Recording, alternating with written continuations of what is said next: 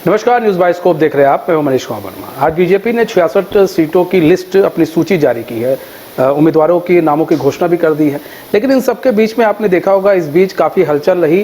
गोगो योजना की काफ़ी हलचल रही, मैया सम्मान योजना की काफ़ी हलचल रही। क्यों रही?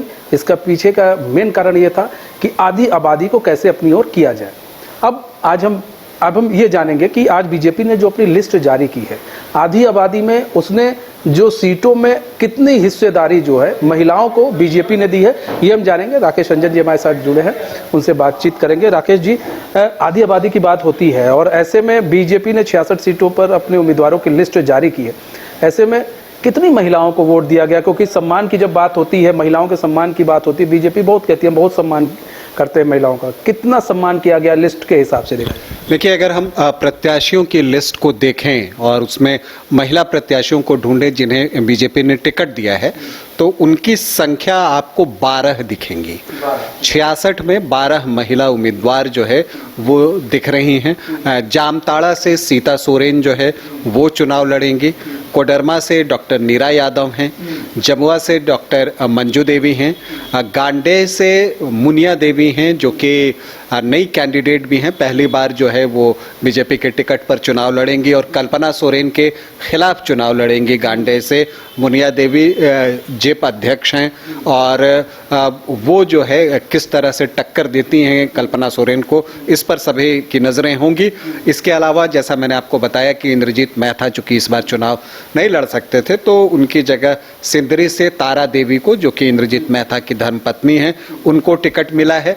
निरसा से जो विधायक रही हैं, जो सिटिंग विधायक हैं अपर्णा सेन गुप्ता, उनको फिर से एक बार टिकट दिया गया है।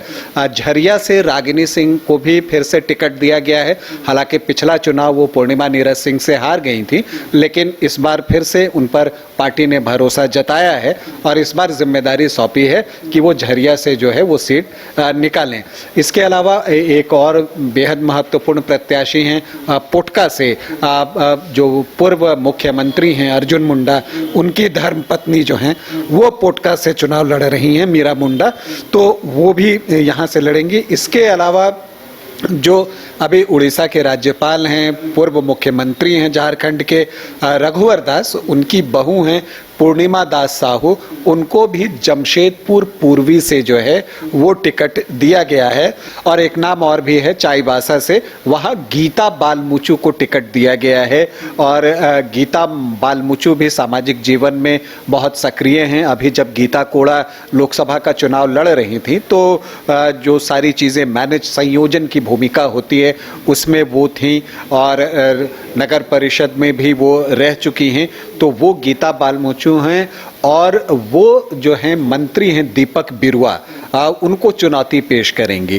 तो ये देखना, ये मुकाबला भी बहुत दिलचस्प होने की उम्मीद है। इसके अलावा जगन्नाथपुर से गीता कोड़ा, ये एक्सपेक्टेड था कि उनको वहाँ से टिकट मिलेगा।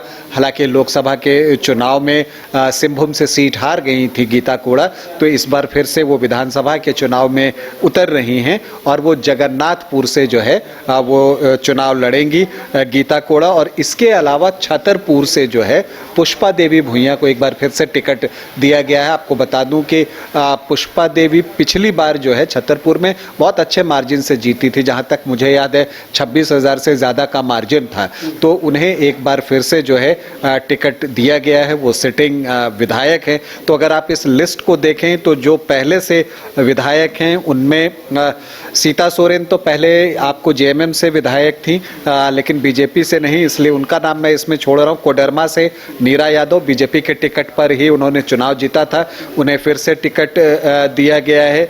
निरसा से अपर्णा सेन गुप्ता पिछली बार भी विधायक थी, इस बार भी उन्हें टिकट दिया गया है।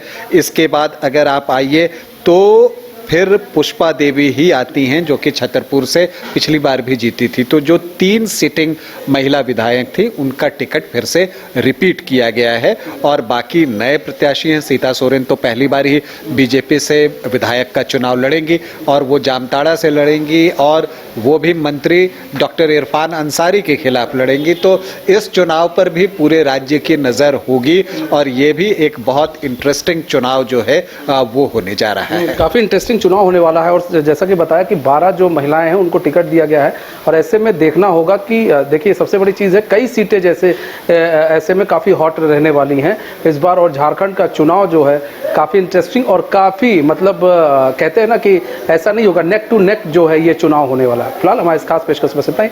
अब मुझे दीजिए इजाज़त, तो खबरों के साथ बने रहने के लिए देखते हैं न्यूज़ बाय स्कोप। नमस्कार।